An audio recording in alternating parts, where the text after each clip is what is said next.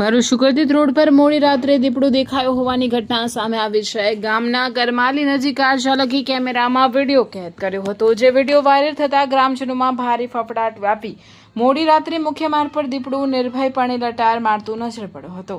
Car ચાલકે મોબાઈલમાં shoot કરેલો વિડીયો સોશિયલ મીડિયા પર વાયરલ થયો હતો। ગ્રામજનોએ વન વિભાગ પાસે પેટ્રોલિંગ વધારી પાંજરું ગોઠવવાની માંગ કરી છે।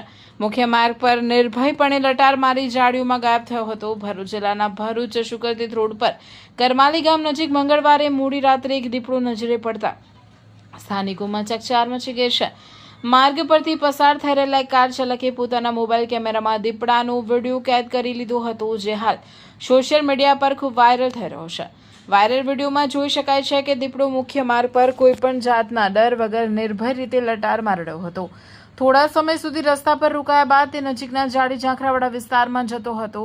આ ઘટનાને પગલે કરમાલી ગામ અને આસપાસના રૂરલ વિસ્તારોમાં ભારે ભયનો માહોલ ફેલાઈ ગયો છે। નોંધનીય છે કે ભરૂચ જિલ્લામાં જંગલ વિસ્તારને અડીને આવેલા ગામો તેમજ રહેણાંક વિસ્તારોની નજીક દીપડા સહિતના વન્યજીવો દેખાવાના બનાવમાં તાજેતરમાં નોંધપાત્ર વધારો થયો છે। કરમાલી ગામ નજીક દીપડો દેખાતા જ સ્થાનિક ગ્રામજનોએ વન વિભાગને તાત્કાલિક જાણ કરી હતી। સ્થાનિકોની માંગ છે કે વન વિભાગ દ્વારા વિસ્તારમાં રાત્રિ પેટ્રોલિંગ સઘન બનાવવામાં આવે અને યોગ્ય તકેદારીના પગલાં ભરી વહેલી તકે પાંજરું ગોઠવવામાં આવે।